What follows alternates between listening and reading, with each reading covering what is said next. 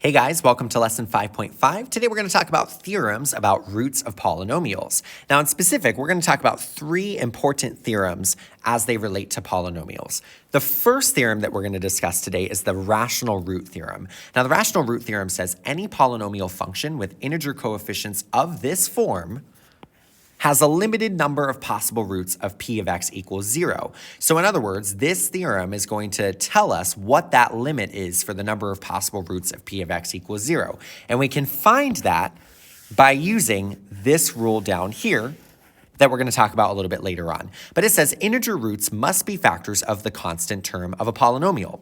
Rational roots must have the reduced form p over q, where p is the integer factor of the constant, and q is an integer factor of the leading coefficient. Now we're going to talk specifically about how to use this later on, but that's just the definition for you to get us started. The second theorem we're going to look at today is the conjugate root theorem. Now this says if p of x is a polynomial with rational coefficients, then the irrational roots of p of x equals 0 occur in conjugate pairs. So what this is saying is if you know that a plus the square root of b is a root of your polynomial, then a minus the square root of b is also a root of your polynomial. Furthermore, if a plus bi is a possible root of your polynomial, then a minus bi is also going to be a root. And this helps you out because if you know that one of these is a root of your polynomial, then you can easily find another root simply by using the conjugate root theorem. Okay, so all you have to do is change the sign and say, well, I know that the conjugate is also going to be a root of my function. So it just saves a little bit of time. Last but not least, we're going to use Descartes' rule of signs. And what this says is this is a method that you can use that tells you how many roots to expect in a polynomial. Now, this Descartes' rule of signs is not going to tell you where the roots occur. It's just going to tell you the types of roots that are possible. So, for example, you will be able to find how many possible positive roots there are, how many possible negative roots there are. You can find the possible number of imaginary roots of a function. So it helps you in finding those roots, especially when you don't have a graph to look at. So Descartes' rule of signs is another thing that's going to be helpful for us today. Now let's go ahead and start by talking about the rational root theorem, and we're going to talk specifically about finding rational roots of a polynomial. Now, all of the possible rational roots occur in the form of an organized list using the rule p over q. Now we talked about p over q when we introduced the rational root theorem. What this stands for is p represents all of the factors of the constant term of a polynomial.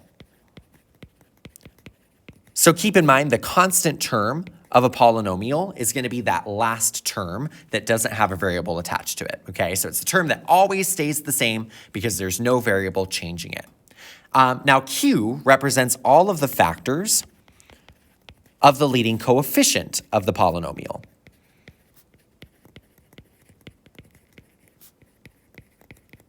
So if we're talking about the rational root theorem, p over q, what we're talking about is we're saying p over q is going to give us a list of possible roots for our polynomial functions. Now, if we use the rule p over q, that's not going to give us a list of the actual zeros. It's just going to give us a list of the possibilities. So instead of saying, oh, well, I have an infinite number of possibilities for my roots for this function, I can say, hey, well, I'm going to use the p over q rule to narrow it down from infinity down to a set list of possibilities. All right, let's look at an example of how this works. So what are the rational roots of 2x cubed minus x squared minus 27x plus 36 equals 0?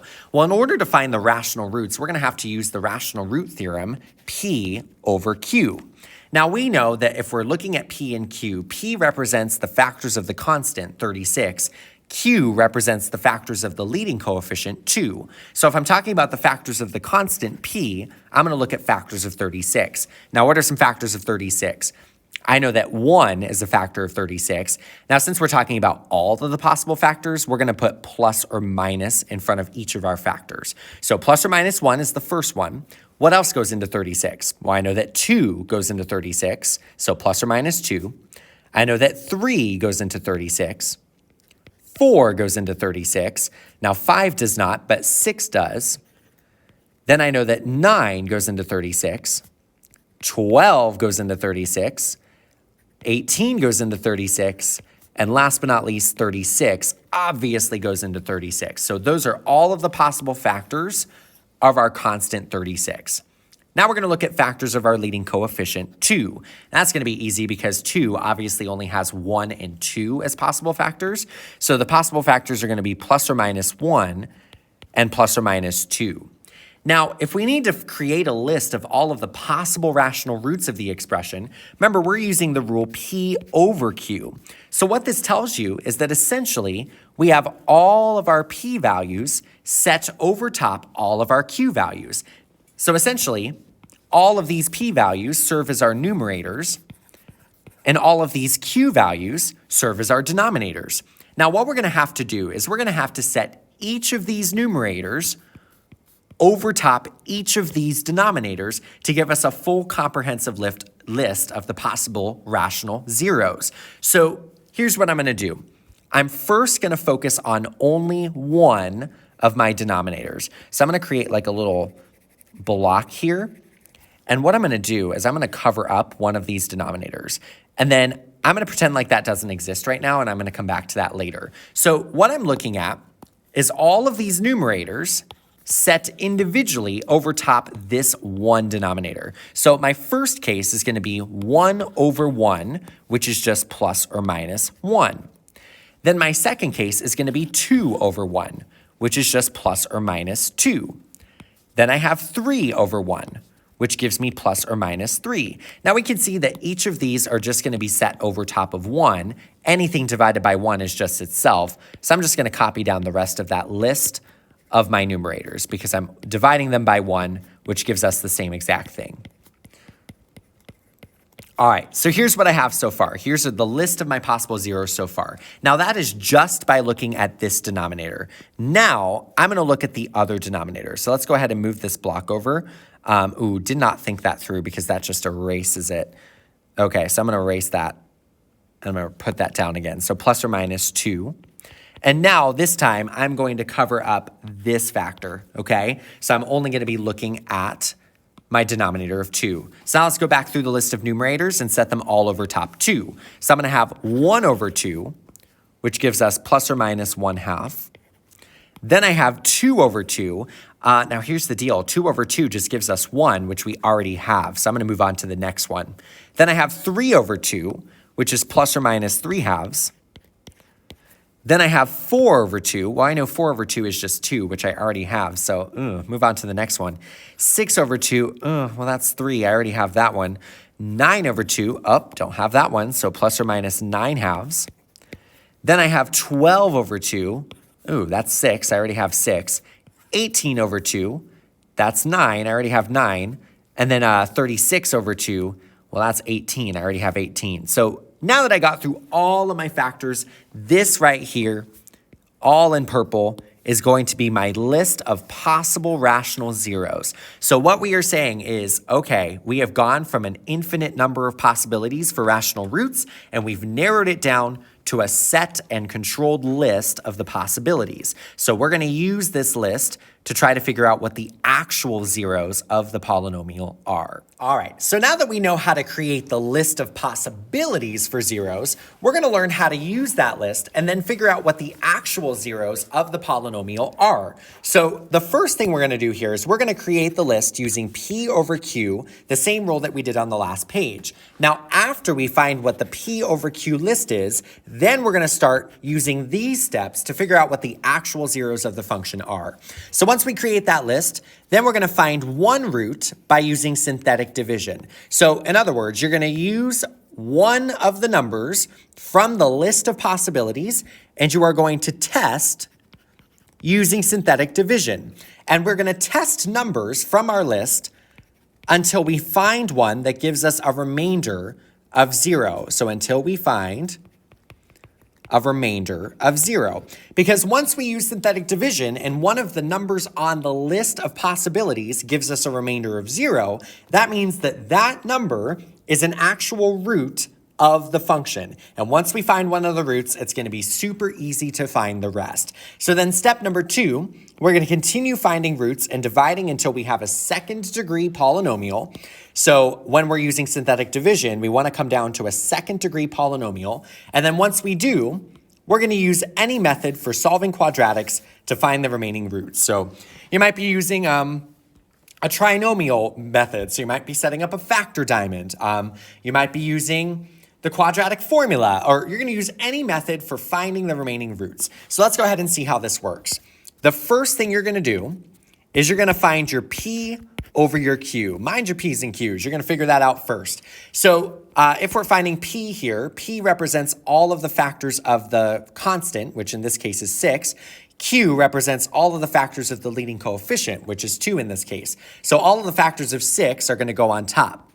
Factors of 6 include 1, 2, 3, and 6. Those are all of the factors of 6. And we're going to set that over top all of the factors of Q, which is 2 in this case.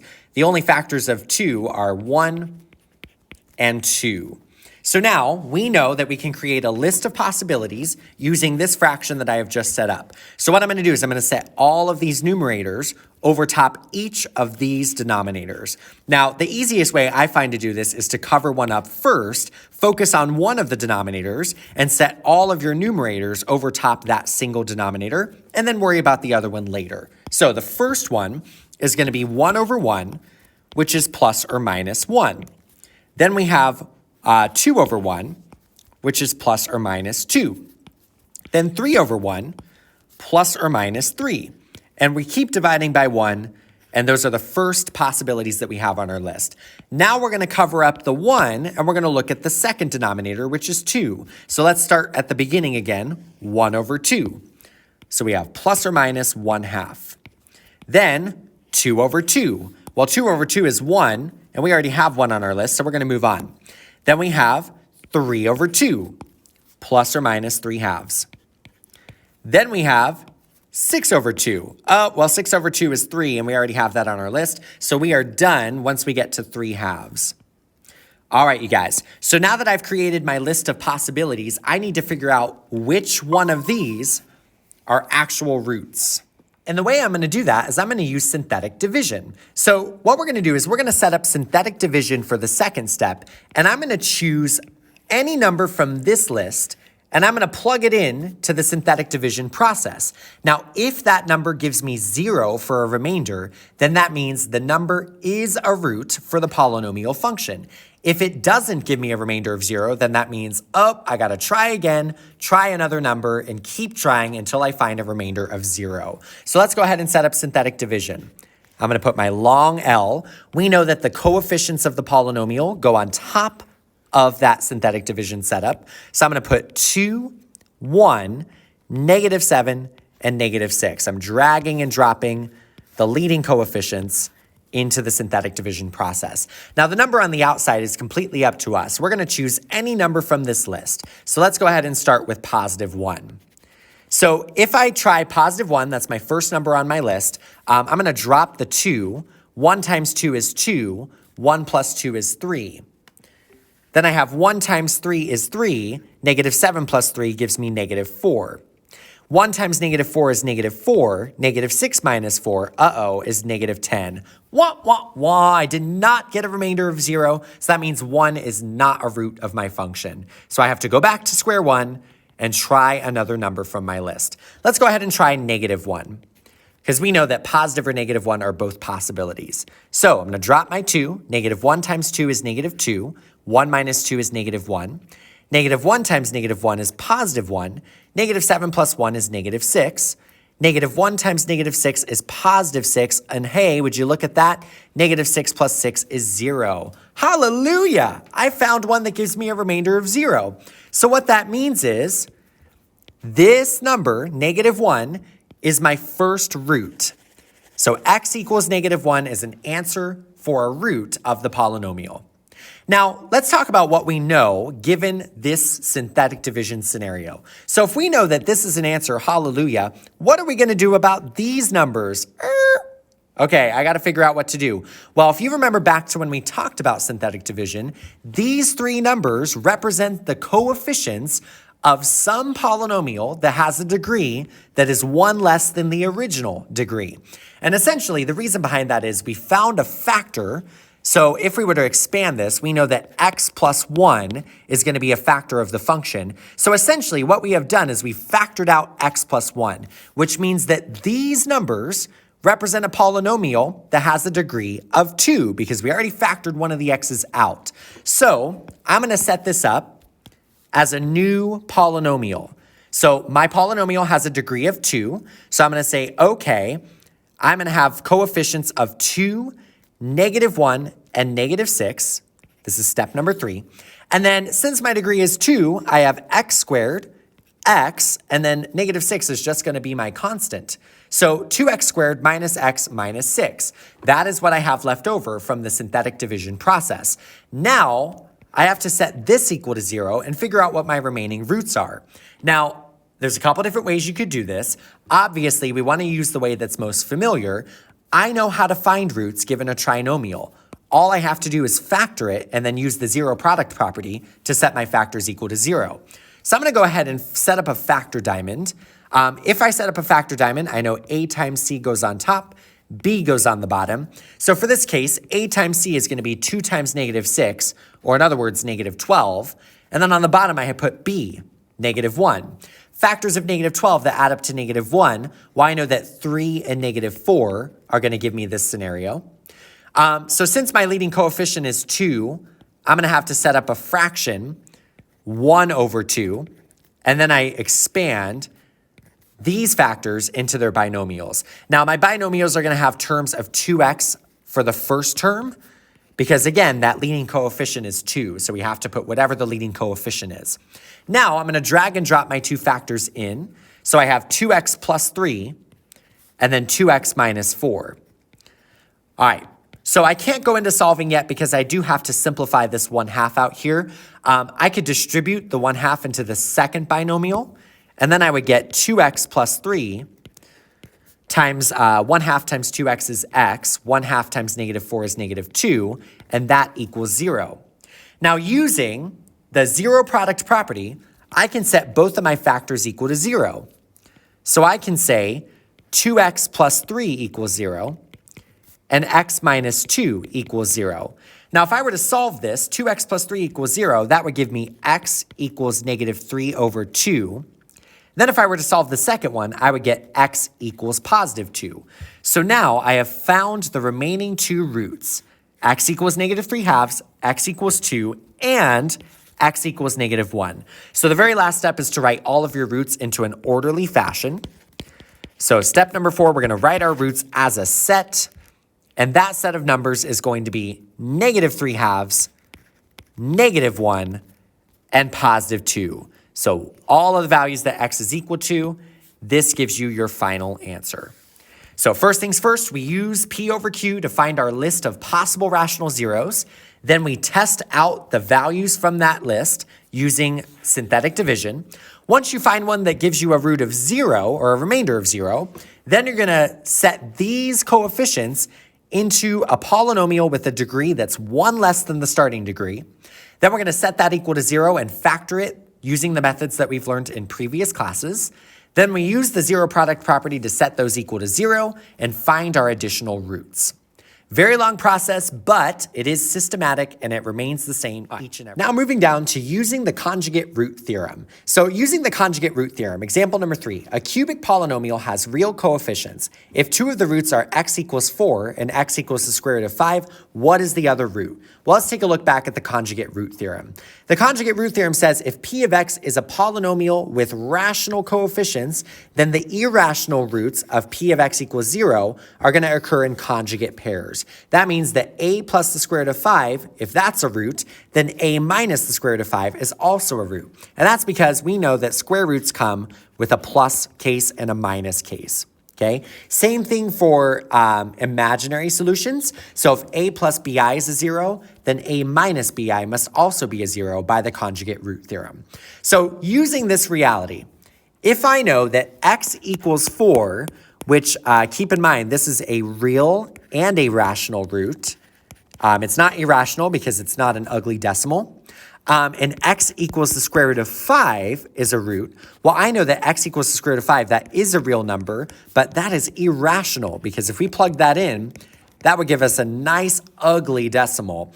Now, irrational numbers also have a conjugate pair because they have a plus case and a minus case. So if we know that x equals the square root of 5 is a root, then x equals negative square root of 5 must also be a root, okay? And this, again, is a real irrational root. Okay, so once again, if I know that the square root of 5 is a root, since we're talking about square roots, we know they have a plus case and a minus case, so we must also have a negative square root of 5 for a root. Example number 4. If a quintic polynomial has real coefficients and 3 of the zeros are x equals 2i, x equals negative 3 plus the square root of 5, and x equals 1, name the other zeros. Well, first of all, if I'm talking about a quintic polynomial, that means that I'm going to have a total of 5 zeros because my degree is going to be 5. Similarly, back here, we were talking about a cubic polynomial, and the number of zeros I had was 3 because cubic means my degree is 3. All right, so we need to have a total of 5 by the time we get to the end of the problem. I know that x equals 2i, x equals negative 3 plus the square root of 5, and x equals 1. Well, let's go ahead and take a look and see what we have here. Well, I know that 2i is an imaginary number, and we know that the conjugate root theorem applies to imaginary numbers as well, because imaginary numbers have a plus or a minus. So x must also equal negative 2i, using the conjugate root theorem. We also have an irrational number, negative 3 plus the square root of 5. Square root of 5 is definitely irrational. That means we have a conjugate pair. So since square roots come with a plus or a minus, we also have x equals negative 3 minus the square root of 5. Then x equals 1, we can't do anything else with that because that is just a real and rational number. So my 5 zeros are going to be these 5. The new ones that I found are x equals negative 2i, and x equals negative 3 minus the square root of 5. And that's how you use the conjugate root theorem. Now, let's go down to number 5. Number 5 says, use conjugates to find polynomials. We're going to find a cubic polynomial equation with the roots at negative 2i and negative 5. Well, first of all, I know if my roots are there, that x must equal negative 5, and also x must equal negative 2i. Now, we know that if we have a cubic polynomial, we have to have a total of 3 roots. We also know that since we have an imaginary number, imaginary numbers come in a plus or a minus. So the other root must be x equals positive 2i, because we got to have both, negative 2i and positive 2i. So now I'm going to set these up into factors so I can figure out what the actual polynomial equation is. Okay, because this is asking us to go one step farther. So what I'm going to do is I'm going to put these back into factored form. X equals negative 5 in factored form is going to look like x plus 5. So essentially, I'm just doing the reverse of what we usually do. I'm reversing it back to x plus 5. I also know that another root is going to have to be x plus 2i. So my next root is going to be x plus 2i, because once again, if I were to put this back into factored form, I would add 2i to both sides. Then the last one is going to be x minus 2i. Because once again, if I were to subtract 2i from both sides, that would bring me back into factored form. And you're like, well, why am I going back into factored form? Because we need to find the actual polynomial equation that gave us these 3 roots. All right, so that's why we're going backwards here. So now I am going to FOIL these and then distribute some stuff to go ahead and figure out what the actual polynomial is. Let's go ahead and deal with these ones first. So let's deal with the imaginary ones first. Now we know that if we're multiplying 2 binomials that have imaginary numbers, we don't have to really worry about the inside terms. We're just going to multiply first times first, which is x times x. So we have x plus 5 times x squared. Okay, then we have last times last, which is positive 2i times negative 2i. That's going to be positive 2 times negative 2, which is negative 4, and I times I, which is I squared. So now let's go ahead and simplify this a little bit. This is going to become x plus 5 times x squared minus 4 times I squared. Well, I know that I squared is negative 1, so I have negative 4 times negative 1. That's going to be plus 4. Okay? And I'm one step closer to finding what the polynomial equation is. Now all I have to do is FOIL these two. So I have x times x squared. That gives me x cubed. Then I have x times positive 4. That gives me plus 4x. Then I have 5 times x squared, which gives me 5x squared. And last but not least, I have 5 times 4, which gives me plus 20. Now, if I'm going to write this so that we're in standard form, I'm just going to flip these two around. So now I have f of x equals x cubed plus 5x squared plus 4x plus 20. And this is going to be the polynomial expression that gave me the roots of negative 2i and negative 5. So first things first, we're going to set x equal to all three of our roots. Make sure you find any additional roots. Then we're going to put them back into factored form, FOIL it all out, combine your like terms, and then get the expression that represents those roots. All right, next page. So now we're going to talk about using Descartes' rule of signs. Now, Descartes' rule of signs was that third theorem we talked about in the introduction for today. And what this does is this is a rule that tells us some information about our roots. So Descartes' rule of signs doesn't tell you exactly what your roots are, but it tells you stuff like, how many positive roots do I have? How many negative roots do I have? What is the possible number of imaginary roots that I have? So it gives you information about your roots without you actually having to look at a graph. So let's talk about what the rule is. So the first part of Descartes' rule of signs says that the number of positive real roots of a polynomial is either the same as the number of sign changes of the polynomial, or less than the number of sign changes by a positive even integer. Now, what the number of sign changes means is basically how many times does this thing change from a plus sign to a minus sign, or from a minus sign to a plus sign. Then the less than number of sign changes of p of x by positive even integers, what that means is we're going to subtract 2 from the first possibility, and we're going to keep subtracting 2 until we get to 0. And we'll see what that means in just a second.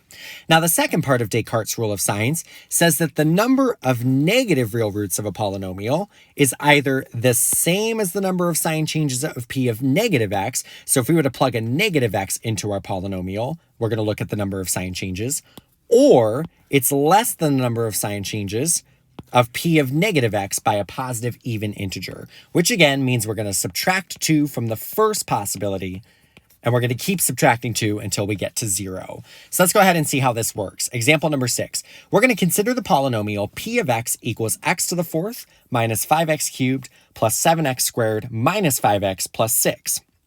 So what we're going to look at first is all of the possible positive roots of the function. So what are the number of positive roots that we can possibly have for this polynomial? Well, in order to look at that, I'm going to look at p of x. P of x is equal to x to the fourth minus 5x cubed plus 7x squared minus 5x plus 6. And we're going to look at the number of sign changes that we see for this polynomial. So I start out positive, and then my second term is negative. So from positive to negative, that is one sign change right there. Then I'm going from a negative 5x cubed to a positive 7x squared. So from that negative to a positive, there's another sign change. Then if you notice, I'm going from positive to negative again. And lastly, one more time, I'm going from negative to positive. So this polynomial has a total of 4 sign changes. So what that tells you is that since we have 4 sign changes for p of x, the maximum number of positive real zeros that we can have is 4, since there are 4 sign changes. Now to find the other cases, so the other possibilities for positive real zeros, we're going to subtract 2. 4 minus 2 is 2, and then we're going to subtract 2 again for the third case. 2 minus 2 is 0.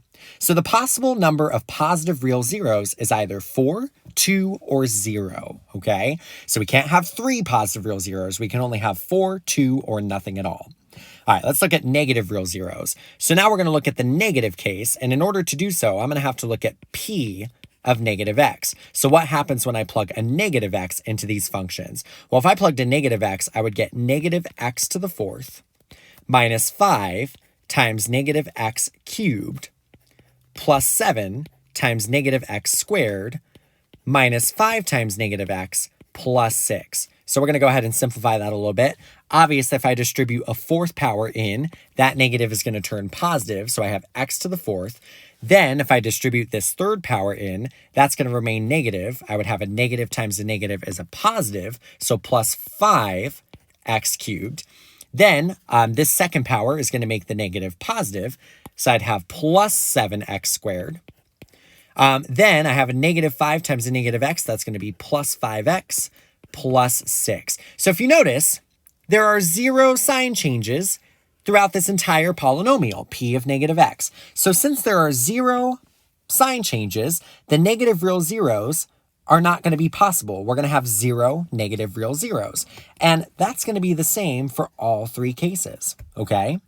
Now we're going to talk about imaginary zeros. So basically, since our degree is 4, this means that we can have a possibility of 4 roots. So we're going to look at the number of positive real zeros, and we're going to see how that translates to how many imaginary zeros we can have. So if we had 4 positive real zeros, then obviously we can only have 4 roots. So in this case, we wouldn't be able to have any imaginary zeros because we've already met the 4 roots rule.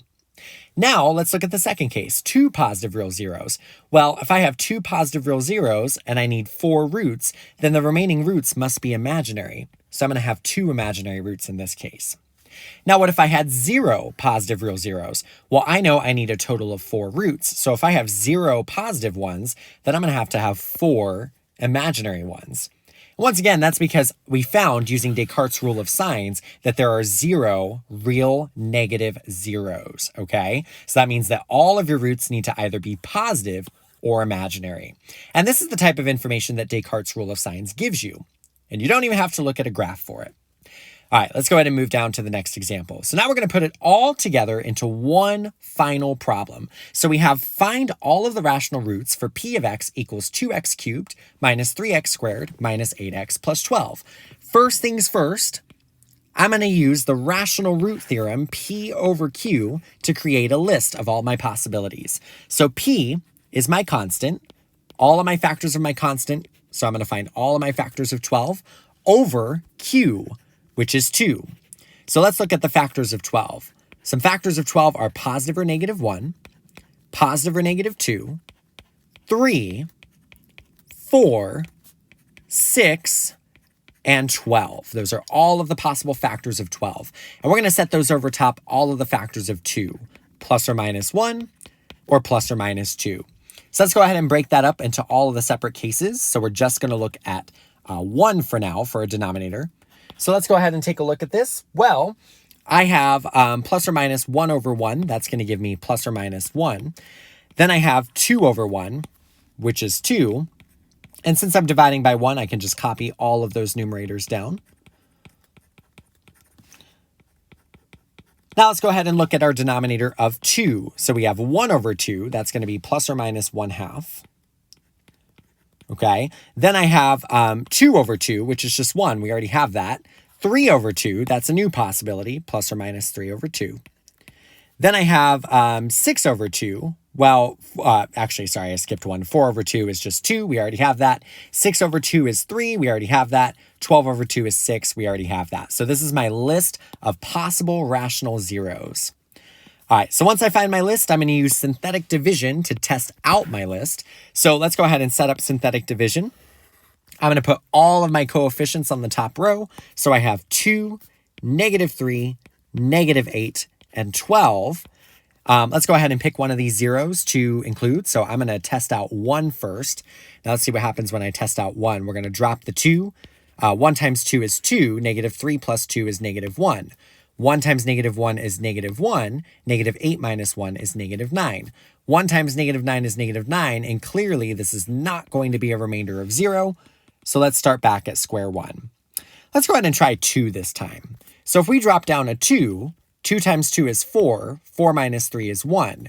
2 times 1 is 2. Negative 8 plus 2 is negative 6. 2 times negative 6 is negative 12, and hallelujah, that gives us a remainder of 0. So that means 2 is one of our roots of this polynomial. Now, since our degree is 3, that means we have to find 2 more. So I'm going to go ahead and use these coefficients to set up another situation. So I know that those coefficients represent a trinomial. So now I have 2x squared plus x minus 6. I'm using these numbers as my coefficients for my trinomial.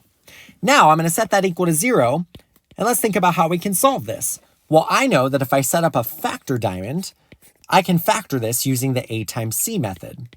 So a times c is going to be 2 times negative 6, which is negative 12. B is positive 1. Factors of negative 12 that add up to 1. Well, I'm thinking 4 and negative 3. And since I have a leading coefficient that is not 1, I'm going to set that over a fraction. So I have 1/2 times 2 binomials. My leading term for my binomials is going to be 2x. And now I'm going to drag and drop those factors in. So I have 2x plus 4 and 2x minus 3. Now, obviously, 2x plus 4 is going to be the easiest one to plug 1/2 into. So I'm going to distribute 1/2 in. Now I get 1/2 times 2x is x. 1/2 times 4 is plus 2 times 2x minus 3. Now I'm going to set that equal to 0, and let's solve for those using the 0 product property. So I'm going to have x plus 2 equals 0. 2x minus 3 equals 0. For the first case, x is going to equal negative 2. For the second case, we're going to have 2x equals 3. And then x equals 3 over 2. So my possible zeros, or roots, I figured out all of the possibilities, and now I'm finding that my actual roots are going to be 2, because I found that above, negative 2, and positive 3/2. So my possibilities are going to be negative 2, I'm going to put this in a bracket, 3/2, and positive 2. All right, guys, and that is how you find the roots of a polynomial using those 3 theorems. Thanks, you guys. Make sure you do your homework, and I will see you next time.